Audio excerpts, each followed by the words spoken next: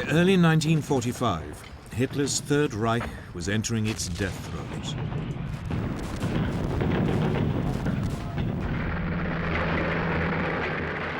In the west, Allied forces had pushed to within striking distance of the Rhine. In the east, the Red Army was crossing the Polish border into Germany.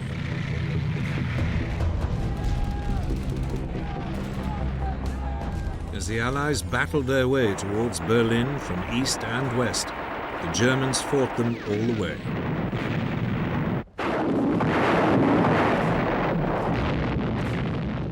But it was a hopeless task. By May 1945, Hitler would be dead, and Germany finally defeated.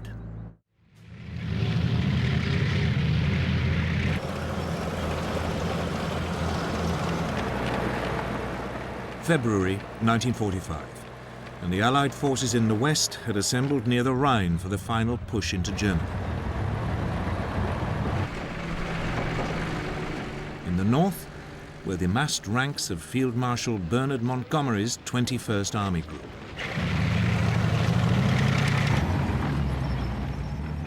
To its south was General Omar Bradley's 12th Army Group. It included the US Third Army, commanded by General George Patton.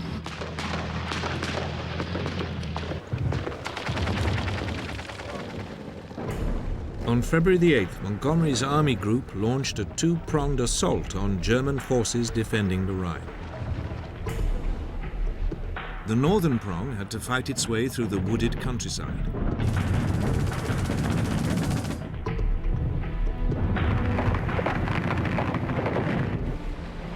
The southern prong was delayed when the Germans released water from a series of dams, flooding the surrounding area.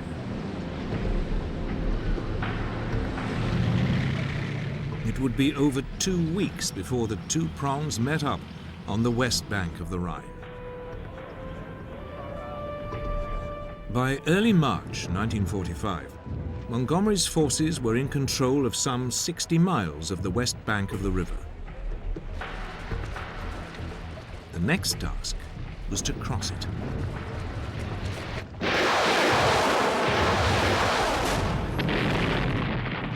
South of Montgomery, Bradley's armies were also moving eastwards, looking for a route across the river. On March the 7th, 1945, they reached the Rhine at Cologne.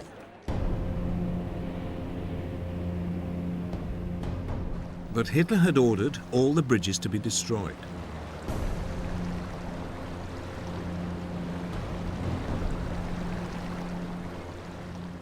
Then, as the US forces explored further south, they found one bridge still intact near the small town of Remagen.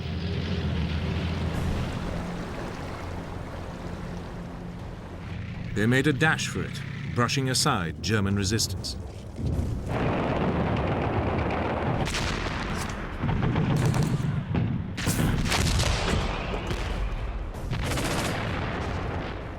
Then, just as they were about to cross it, there was an explosion. But against the odds, the bridge remained standing.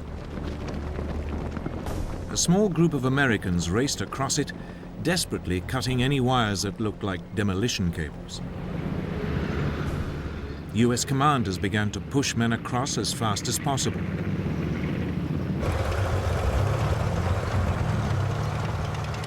The Allies had at last penetrated the German heartland.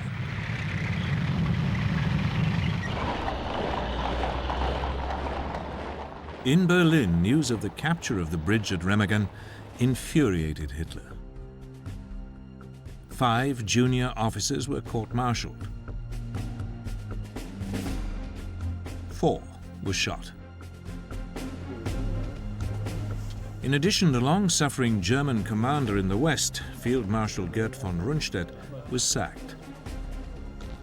It was the second time it had happened to him in less than a year. He was replaced by veteran commander Field Marshal Albert Kesselring, who'd been in overall charge in North Africa and Italy.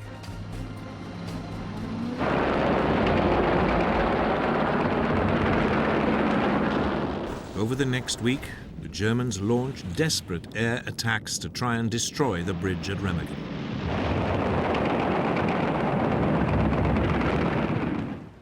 None of them succeeded. Then, suddenly, on March the 17th, while combat engineers were repairing it, the bridge unexpectedly collapsed.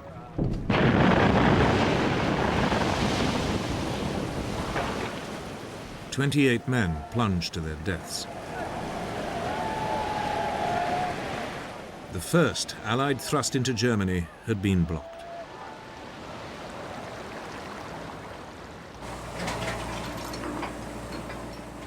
Meanwhile, further north, Montgomery was preparing the first full-scale Allied crossing of the Rhine.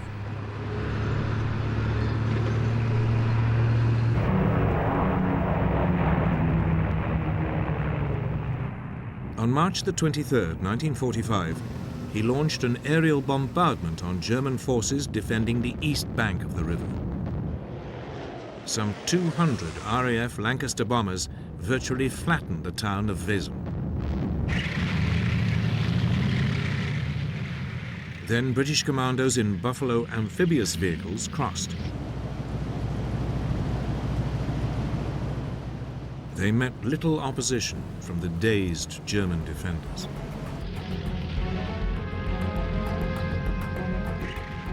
Other divisions followed.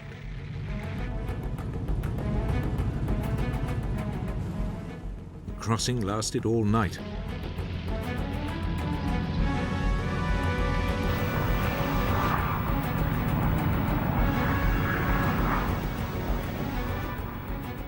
The following day, in the largest airborne operation of the war, 17,000 men of British 6th and US 17th Airborne Divisions were dropped to seize key positions east of the river.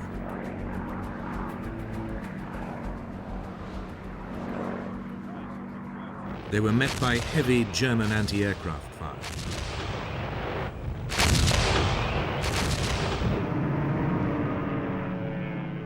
A newsreel report told the story. In a short time, hundreds of gliders make their hazardous landings, their men beginning the fight as soon as they land. One glider has its wing shot away when only 50 feet from the ground.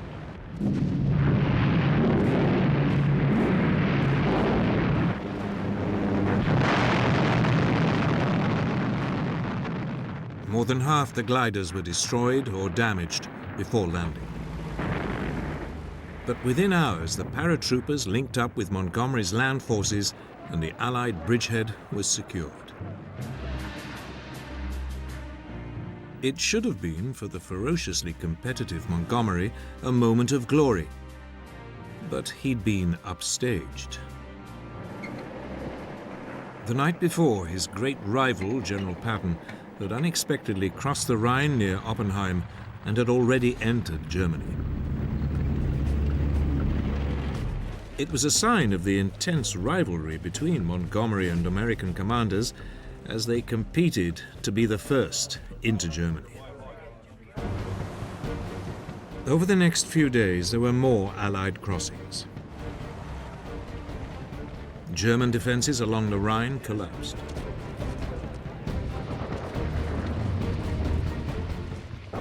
In the north, Montgomery now pushed deeper into Germany, towards Munster.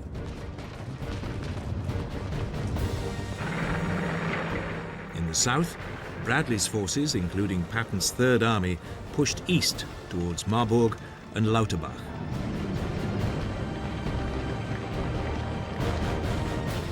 The major German city of Frankfurt am Main was circled and bypassed.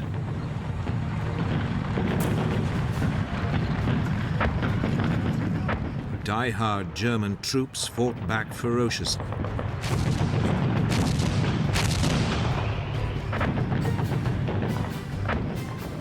But by now there was no question that the Germans were finished. The only issue was when they would realize it. Discover the past with exclusive military history documentaries and ad-free podcasts presented by world-renowned historians, all on History Hit. Watch them on your smart TV or on the go with your mobile device. Download the app now to watch everything, from the gripping story of the Band of Brothers to Operation Barbarossa and D-Day. Immerse yourself in the dramatic stories of this remarkable era by signing up via the link in the description.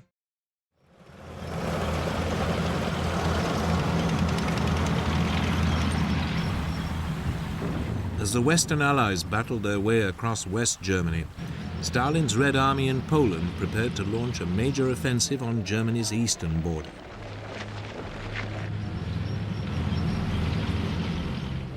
Hitler's forces in the region were poorly equipped and ill-prepared to repel an attack. The supplies of weapons had run so low, they were reduced to using First World War rifles. German intelligence estimated the Red Army's infantry outnumbered them 11-1. The Russians also had vastly more tanks and artillery. But the Germans had nothing left. Hitler's strategic reserve had already been used up on the Western Front. On January the 12th, 1945, the Russian offensive began with the usual artillery barrage.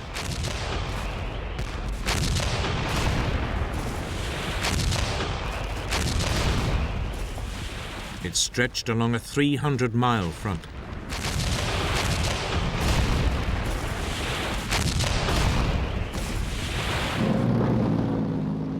A week later, the Red Army drove into the devastated remains of Warsaw.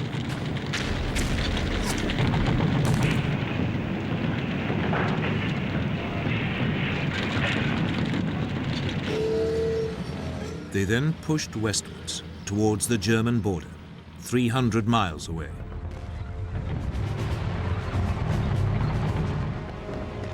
To the south, a second Soviet force took the Polish town of Krakow on January the 18th.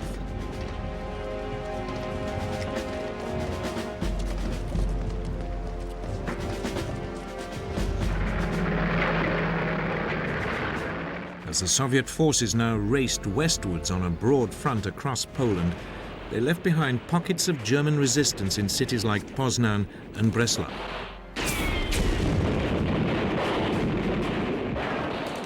These would later be mopped up.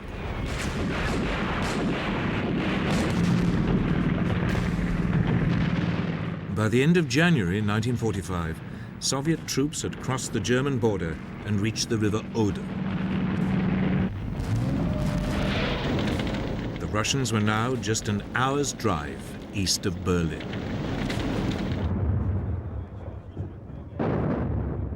For the veteran Russian commander Georgy Zhukov, it had been a triumph. He had traveled 300 miles in just 14 days. It was one of the fastest and longest blitzkrieg advances in military history.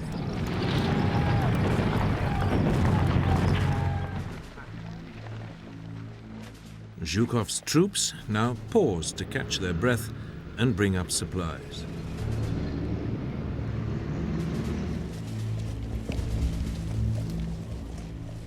They were soon joined by a second group of Soviet armies that dug in to their south on the river Neisse.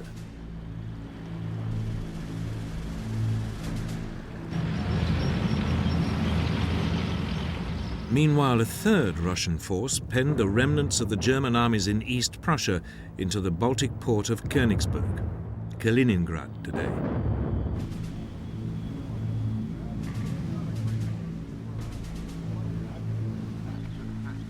Hitler had appointed the SS chief Heinrich Himmler to command his forces in the neighboring region. It was a sign of how deeply he had come to distrust his army generals. But Himmler had no military knowledge or experience.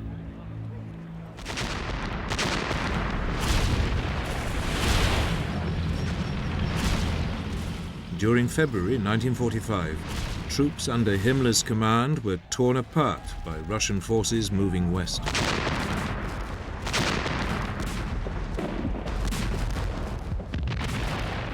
This time Hitler could have sent reserves. A large force of German troops still occupied the Courland Peninsula in neighboring Latvia. But in another bizarre decision, Hitler refused to allow it to break out and provide assistance. He was still committed to holding on to land, his Lebensraum, however irrelevant or wasteful it might now be.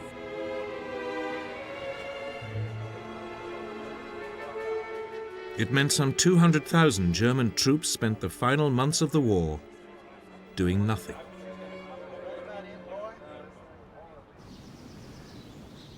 The Red Army now prepared for its final assault on Berlin.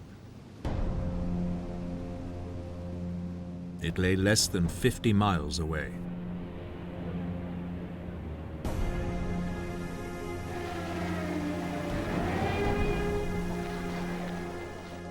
In Germany, the imminent Soviet invasion caused mass panic among the civilian population.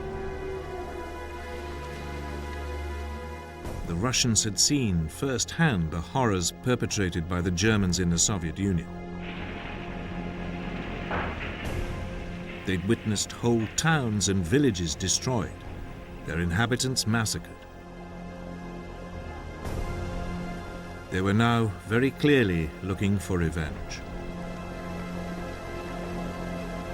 There were horrific tales of Russian rape, murder, and pillage. In snow and bitter sub-zero temperatures, more than 5 million German civilians on the Eastern Front fled their homes and flooded west to seek refuge. 2 million people were evacuated by sea from German-held ports along the Baltic coast.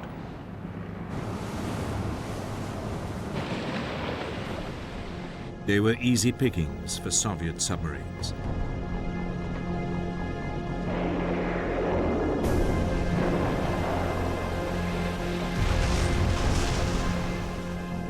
"24 German passenger ships were torpedoed.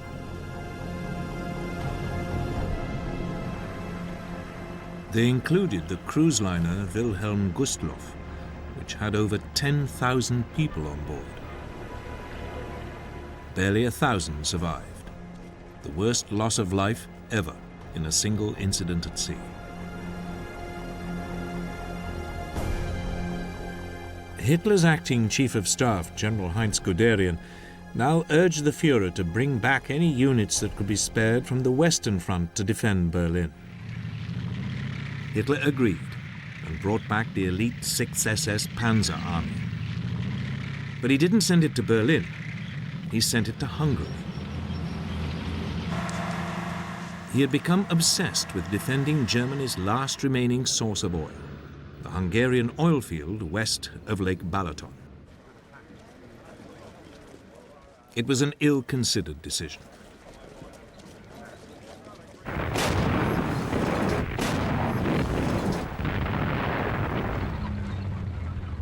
In Hungary, the panzers were hopelessly outnumbered by the Russians.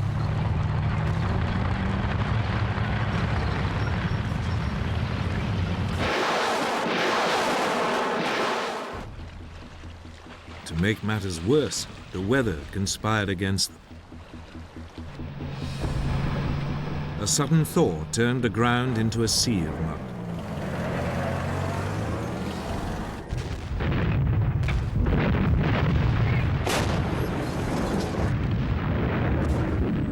For several days, the panzers struggled to hold back the advancing Russians.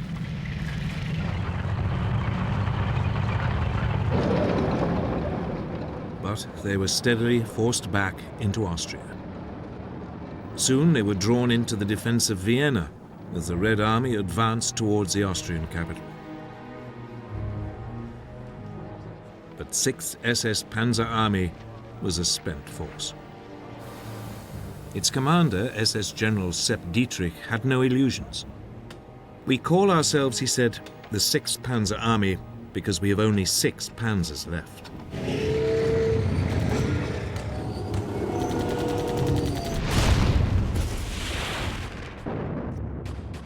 On April the 10th, the Red Army swept them aside and took Vienna. As they did so, the question now became, who would be the first to reach Berlin? Would it be the Red Army or the Western Allies? The race for Berlin had become not just a military, but a political issue.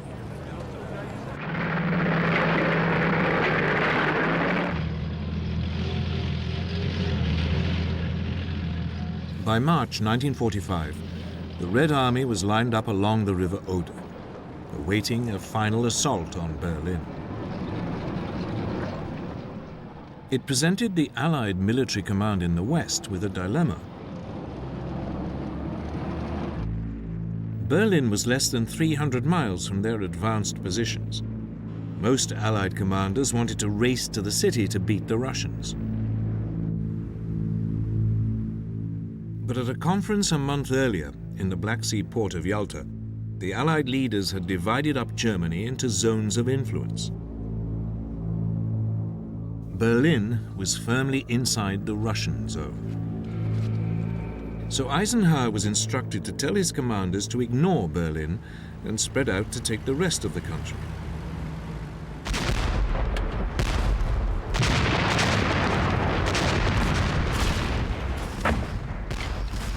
On April the 1st, US troops surrounded the German industrial cities in the Ruhr.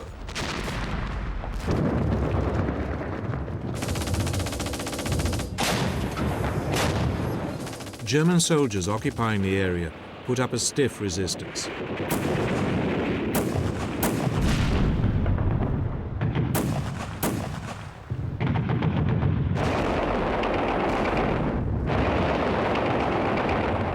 When, 2 weeks later, the area fell, more than 325,000 troops were taken prisoner.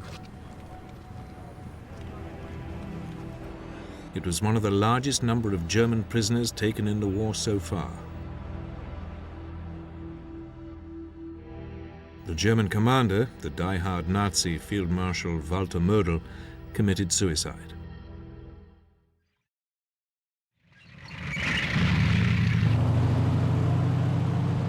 Elsewhere in the country, resistance was more patchy, and General Bradley's armies stormed across Germany.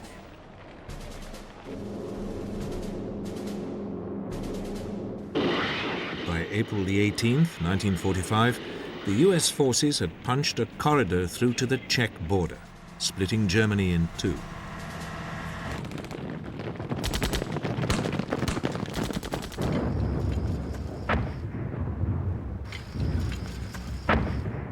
Meanwhile, north of the Ruhr, Montgomery's Canadian First Army began the liberation of Holland.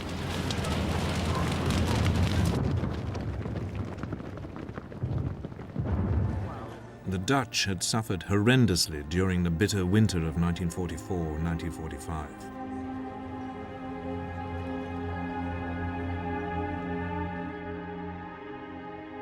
The German occupying force had deliberately taken supplies of food and fuel from the country to use elsewhere. There had been widespread deaths from starvation and cold.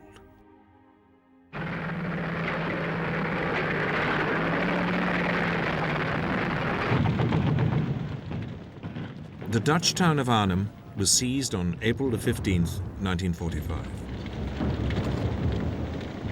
Progress was rapid, and on the following day the Canadians had liberated Groningen, close to the Dutch north coast.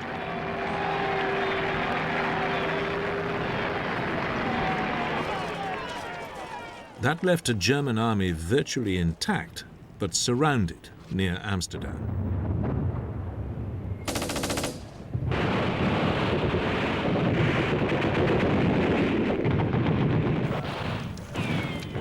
Soon afterwards, a ceasefire was negotiated.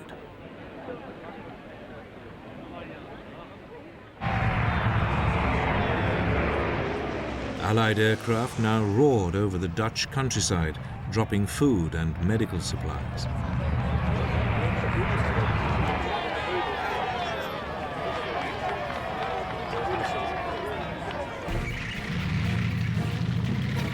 At the same time, the British Second Army, also under Montgomery's command, pushed fast across the North German plain. Osnabrück fell on April the 4th. The British were soon at the German port of Bremen. Here there was fierce German resistance.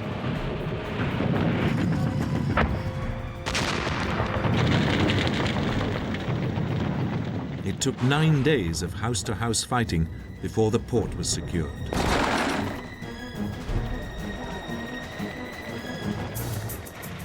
Two days later, Montgomery's British forces reached the Elbe at Lauenburg.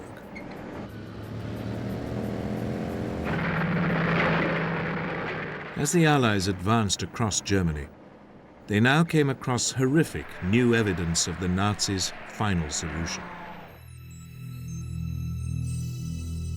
In early April 1945, US troops overran a concentration camp at Ohrdruf, near Weimar, in central Germany.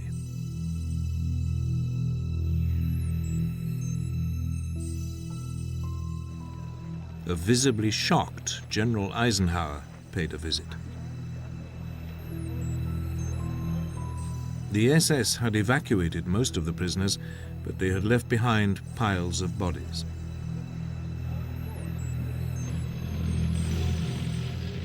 Eight days later, British troops overran another concentration camp at Belsen, north of Hanover. Here they discovered over 70,000 prisoners.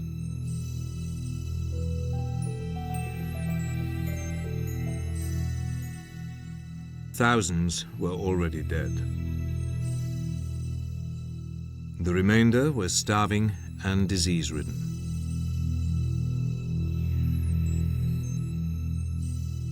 A radio broadcast by the BBC correspondent Richard Dimbleby gave the horrific details. I passed through the barrier and found myself in the world of a nightmare. The living lay with their heads against the corpses, and around them moved the awful ghostly procession of emaciated, aimless people, with nothing to do and no hope of life, unable to move out of your way, unable to look at the terrible sights around them. It was as though they were waiting their turn. This is what the Germans did. Let there be no mistake about it, did deliberately and slowly.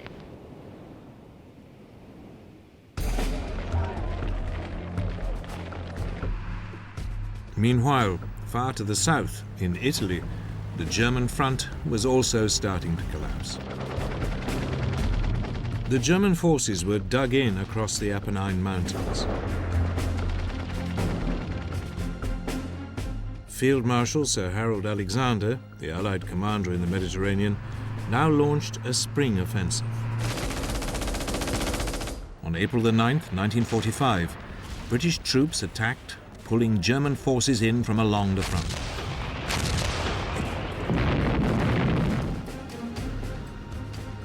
Five days later, US troops also moved forward and swiftly reached the south bank of the River Po. The Germans retreated to the north bank. But Hitler's commander in Italy, General Heinrich von Wietinghoff, had no illusions that he could hold back the Allied advance for long. So he now made approaches to the Allies, and on April the 29th surrendered unconditionally. It would take effect from May the 2nd, 1945. This was the first formal surrender of German forces anywhere in Europe.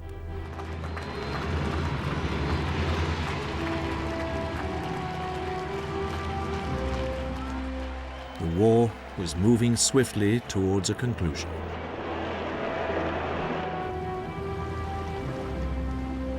Back in Germany, American and Russian forces had by now met up on the Elbe near Leipzig.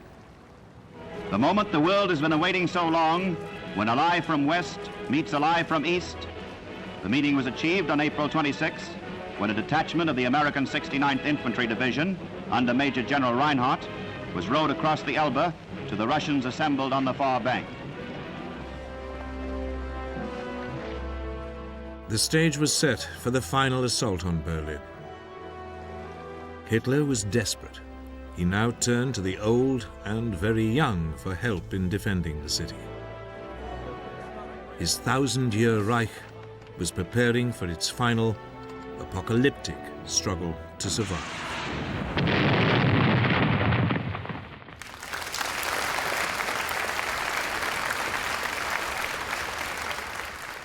On April 1, 1945, Joseph Stalin summoned his top commanders to Moscow to receive their orders for the capture of Berlin.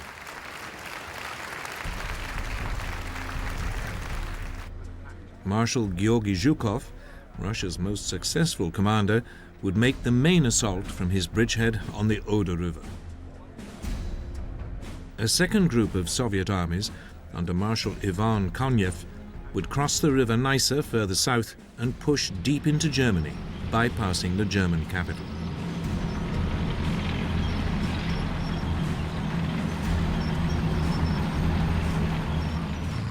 Between them, they represented a massive Soviet force of over 2.5 million men.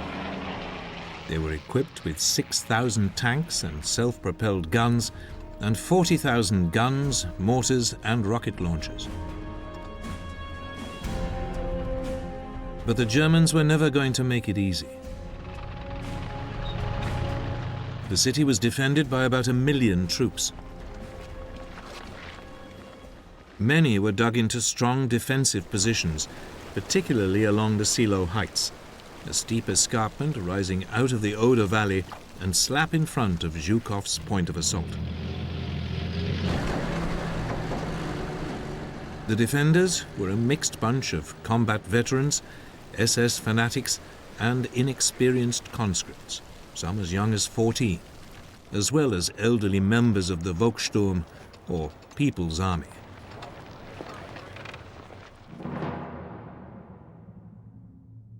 By now, Hitler had retired to a bunker under the Reichschancellery in Berlin. He was a heavily medicated and shambling figure who spent much of his time issuing increasingly unrealistic orders to largely imaginary armies. His public appearances were becoming ever more rare. But in early March, he was persuaded to visit some of the troops preparing to defend the Oder Line.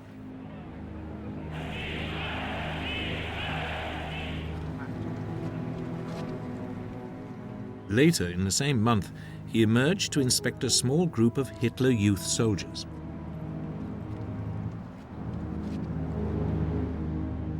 It was his last ever appearance before the cameras.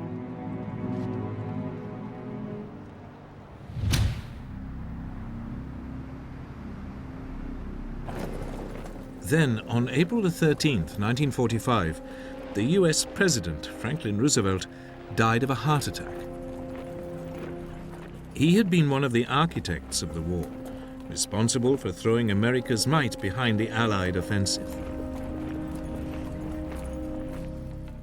The Nazi propaganda minister, Joseph Goebbels, seized on the event to encourage his increasingly befuddled Führer to believe the Allied alliance would collapse.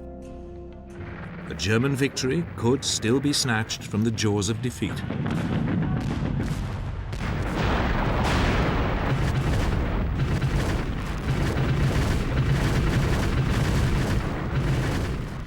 But any illusions were rapidly dispelled. 3 days after Roosevelt's death, Zhukov began his assault on Berlin.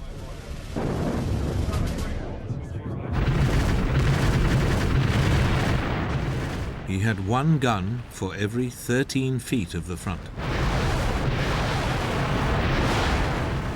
But the German defense had anticipated it and pulled back to avoid the bombardment.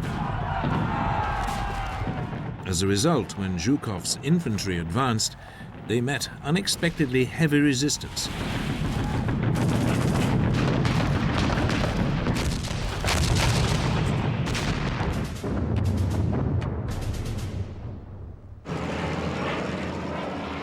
Desperate to retrieve the situation, Zhukov threw in his tanks. But they too were soon bogged down.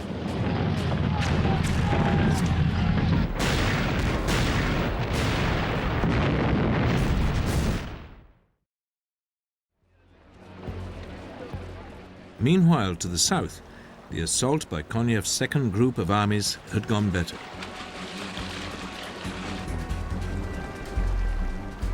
His troops had crossed the Neisse River and were well on their way to the next obstacle, the River Spree.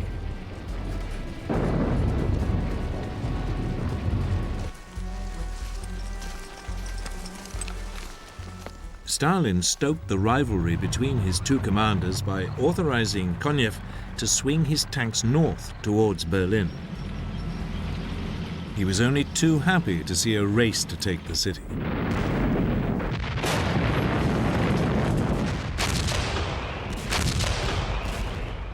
After 3 days of savage fighting, Zhukov's troops managed to enter the eastern suburbs of Berlin. At the same time, Konyev was approaching the city from the south. There was desperate German resistance.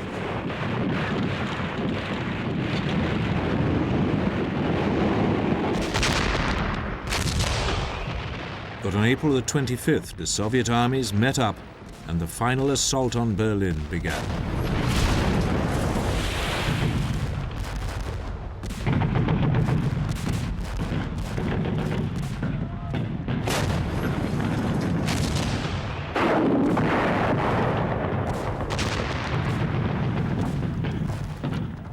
As the fighting moved on from district to district, civilians began to emerge from the cellars. But the Russians took little notice of the flags of surrender.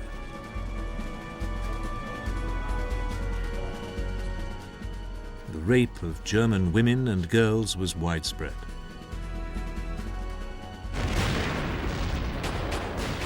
After 3 more days of fighting, the city's remaining defenders were pinned down in a narrow strip of central Berlin less than 2 miles wide.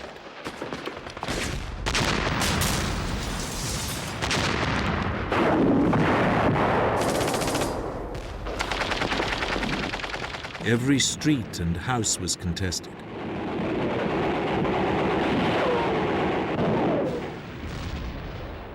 Then, on the morning of April the 30th, Soviet troops began an assault on the Reichstag, the German parliament building. Stalin regarded it as the symbol of Nazi power.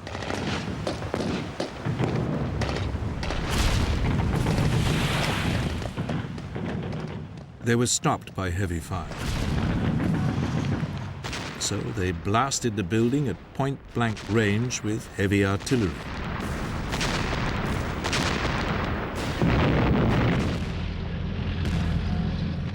That evening, the Russians stormed it.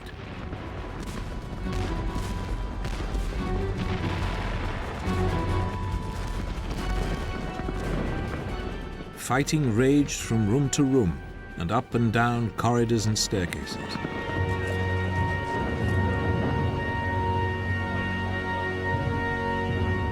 It would take 4 hours before the red flag could be hoisted on one of the towers.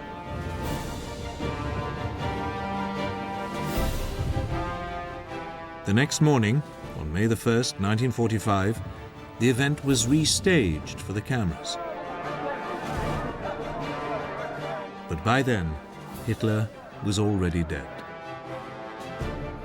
On April the 30th, as fighting raged overhead, the man whose insane ambitions had embroiled the world in war, laid waste a continent, and led to the extermination of millions of Jews, took his own life. Sie wollten, Herr, kompromisslos die einzige Macht und alleinige Macht in Deutschland. Wir können glücklich sein zu wissen, dass diese Zukunft restlos... His longtime mistress, Eva Braun, who he'd married the day before, died with him.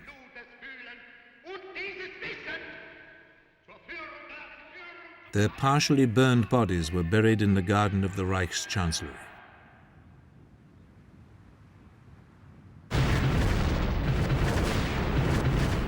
But the fighting continued.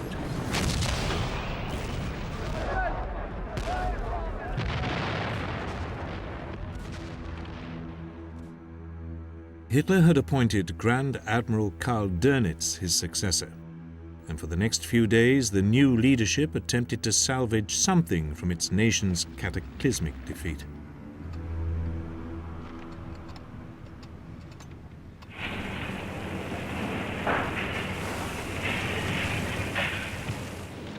On May 1st, 1945, the day after his death, German people were told that their Führer had fallen in battle. But they were told to continue the fight against the Bolshevik menace.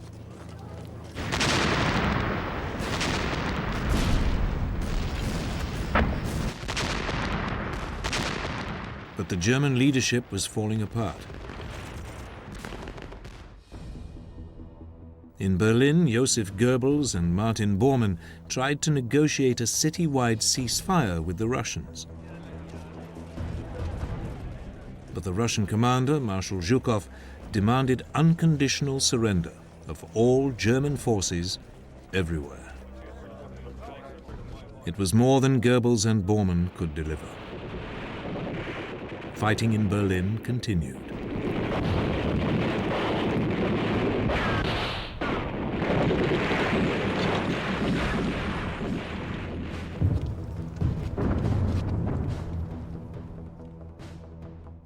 Later that evening, Goebbels and his wife killed their 6 children and then committed suicide themselves. That same night, Bormann disappeared. Eventually, in the 1990s, DNA testing confirmed that a body found in Berlin was his.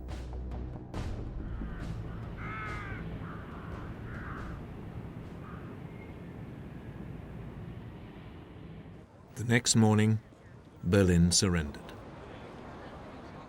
By mid-afternoon, all fighting in the city had stopped.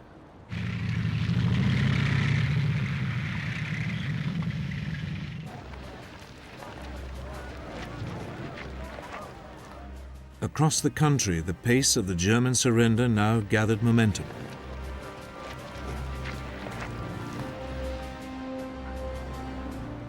The following day, Dönitz sent a delegation to the British commanding officer, Field Marshal Montgomery.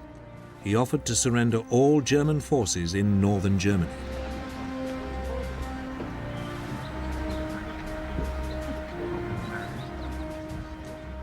Montgomery sent a reply saying he didn't have the authority to accept a surrender on behalf of the Americans or the Russians. He could only accept the surrender of those troops fighting him. Dönitz had no choice but to agree to Montgomery's terms. But that left Germany still fighting in the rest of the country.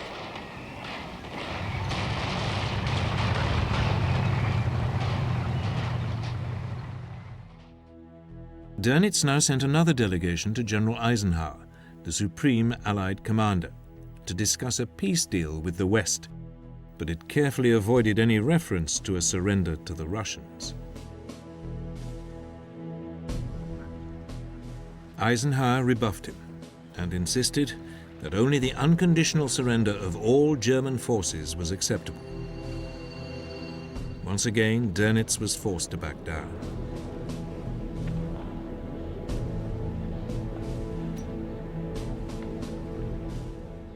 At 2:41 in the morning of May 7, 1945, at Eisenhower's headquarters in France, General Alfred Jodl, Hitler's chief of operations throughout the 6 years of war, signed a document of unconditional surrender.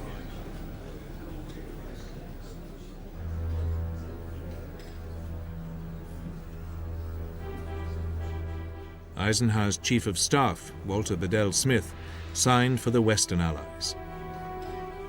General Ivan Suslaparov signed for the Soviet Union.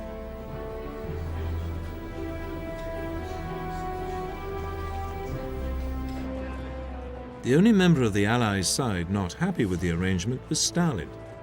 The Soviet Union had suffered too much to miss out on its own humiliation of the Germans. so Stalin countermanded Susloporov and declared Russia would only accept a surrender in Berlin.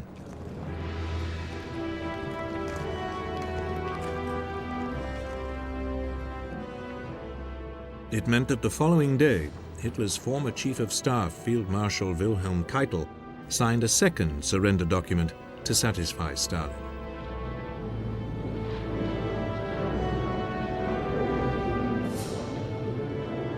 Marshal Zhukov signed for the Soviet Union, with Air Chief Marshal Sir Arthur Tedder signing on behalf of the Western Allies.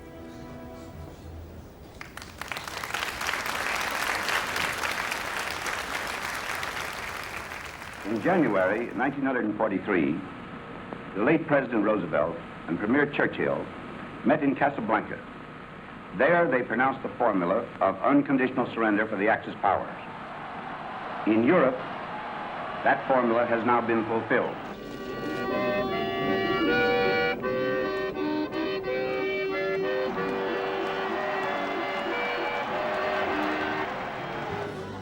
Across Europe and the United States, crowds began to celebrate the end of the war in Europe.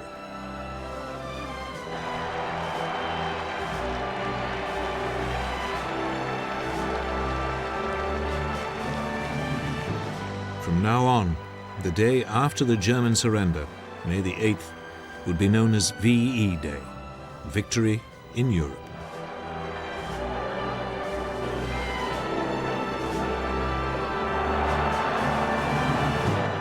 But as the celebrations continued, many were aware of two very sobering issues. In the East, Japan was still fighting.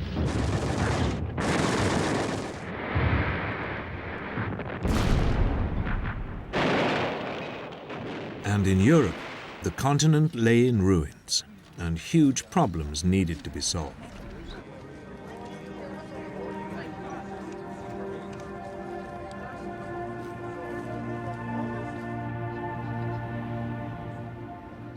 Millions of Germany's concentration camp victims and slave laborers would need help to rebuild their lives.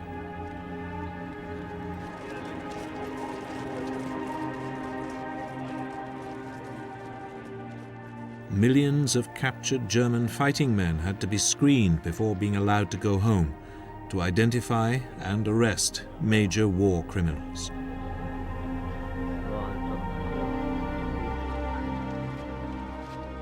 The SS was a particular target. It had been responsible for some of the worst atrocities of the war.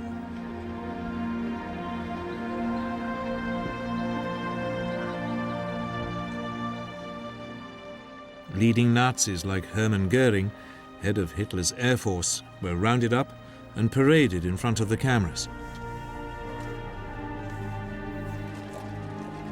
Other top Nazis arrested included civilian leaders like Albert Speer and military leaders like Jodl and Dönitz. They would be put on trial in the German city of Nuremberg for crimes against humanity. You must plead guilty or not guilty. Bekenne mich im Sinne der Anklage nicht schuldig.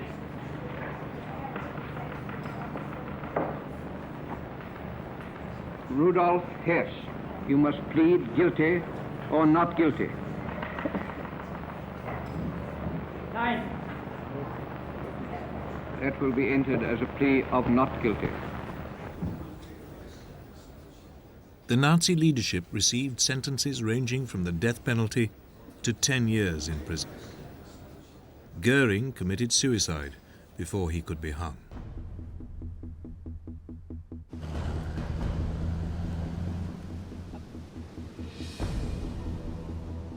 Two months after the German surrender, the Allies met in the Berlin suburb of Potsdam.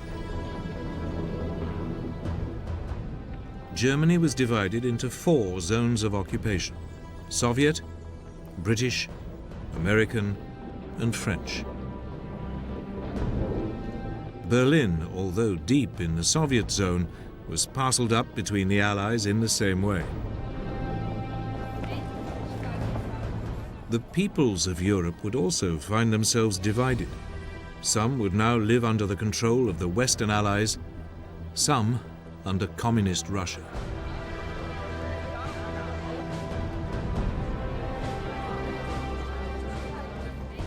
But before any of this could be faced, there was still the war in the Pacific to be won.